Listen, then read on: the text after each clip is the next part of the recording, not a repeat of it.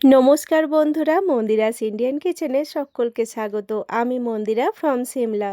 আজকে আমি আপনাদের সঙ্গে শেয়ার করব পটলের দারুণ একটা রেসিপি, পটল সুন্দরী। যেমন সুন্দর নাম, খেতেও কিন্তু তেমনই সুস্বাদু। তো চলুন রেসিপিটা দেখে নেওয়া যাক। পটল সুন্দরী বানানোর জন্য আমি এখানে 5টা মতন পটল নিয়ে নিয়েছি। আপনারা আপনাদের হিসেব মতন নিয়ে নেবেন। পটলের দু সাইডে মুখটা কেটে দিয়ে শুধু ছুলে নেব, ছাল কিন্তু ছাড়াবো না। পটলগুলো আমি এখানে কাট করে নিয়ে চলে এসেছি। পটলের দু সাইডের মুখটা আমি কাট করে দিয়েছি, খোসাটা ছুলে নিয়েছি, তারপরে এরকমভাবে কাট করে নিয়েছি। কাটিংটা দেখলেই আপনারা বুঝতে পারবেন, আমি আর কাটিংটা আপনাদেরকে দেখালাম না। পটলগুলোকে আমি ভালো করে ধুয়ে নিয়ে এর মধ্যে পরিমাণ মতো নুন আর পরিমাণ মতন হলুদ দিয়ে ভালো করে মাখিয়ে রেখে দেবো আধ ঘন্টার জন্য। এতে পটলের মধ্যে নুন হলুদটা খুব ভালোভাবে ঢুকে যাবে। গ্যাসের মধ্যে একটা কড়াই বসিয়ে দিয়েছি আর কড়াইয়ের মধ্যে পরিমাণ মতন সর্ষের তেল দিয়ে দিয়েছি। আমি এখানে রান্নাটা সর্ষের তেল দিয়েই করব। আপনারা চাইলে কিন্তু সাদা তেল দিয়েও রান্নাটা করে নিতে পারেন।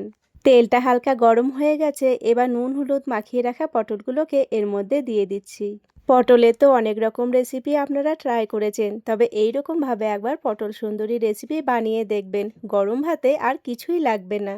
এবার একটা ঢাকনা দিয়ে লো ফ্লেমে পটলগুলোকে ভেজে নেব। গ্যাসের ফ্লেমটা বাড়িয়ে যদি পটলগুলো ভাজা হয় তাহলে কিন্তু পটলগুলো খুব তাড়াতাড়ি ওপর থেকে রং ধরে যাবে আর ভেতর থেকে কাঁচাই রয়ে যাবে।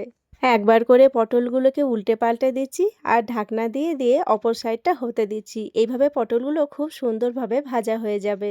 আমি সবসময় চেষ্টা করি আপনাদের সঙ্গে সহজ আর ইউনিক রেসিপি শেয়ার করার জন্য। তাই আমার এই ছোট্ট ছোট্ট রেসিপিগুলো যদি আপনাদের একটুও ভালো লেগে থাকে তাহলে লাইক শেয়ার সাবস্ক্রাইব করে পাশে থাকবেন।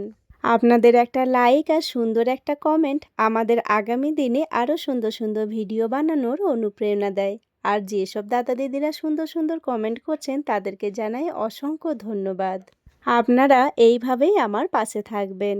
বেশ অনেকক্ষণ ধরে গ্যাস কমিয়ে কমিয়ে রান্না করার পরে পটলগুলো কিন্তু আমার এখানে খুব সুন্দরভাবে ভাজা হয়ে গেছে। এবার এর মধ্যে দিয়ে দিচ্ছি সামান্য পরিমাণে চিনি, দিয়ে দিচ্ছি সামান্য পরিমাণে রেড চিলি পাউডার, দিয়ে দিচ্ছি এর মধ্যে 1 চামচ মতন ভাজা মশলা। এই ভাজা মশলায় আছে গোটা জিরে, মৌরি আর শুকনো লঙ্কা।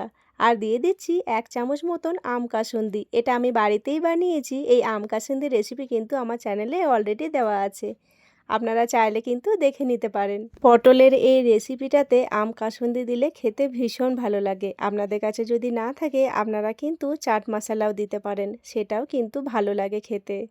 সব কিছুকে দিয়ে ভালো করে নাড়াচাড়া করে ঢাকনা দিয়ে গ্যাস কমিয়ে আবারও বেশ কিছুক্ষণ রান্না করে নিচ্ছি। এতে পটলের মধ্যে মশলাগুলো খুব সুন্দরভাবে ঢুকে যাবে।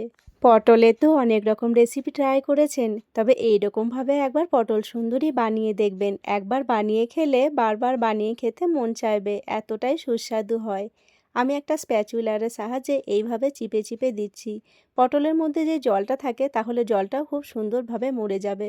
এতে পটলগুলো খেতে ভীষণ ভালো লাগে। গরম ভাতে পটলের এরকম একটা রেসিপি থাকলে আর কিছুই লাগবে না। ঢাকনা দিয়ে আবারও 5 মিনিট মতন আমি এখানে রান্না করে নিয়েছি।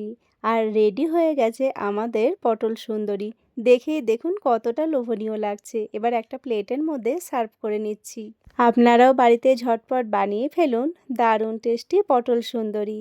ভিডিওটাও তাহলে এখানেই শেষ করলাম। আমার আজকের রেসিপি আপনাদের কেমন লাগলো অবশ্যই কমেন্ট করে জানাবেন। ভালো লাগলে লাইক শেয়ার সাবস্ক্রাইব করে দেবেন। আবারও আসবো নতুন কোনো একটা রেসিপি নিয়ে। ততক্ষণের জন্য সবাই ভালো থাকবেন, সুস্থ থাকবেন। এতক্ষণ পর্যন্ত আমার সঙ্গে থাকার জন্য সকলকে জানাই অসংখ্য ধন্যবাদ।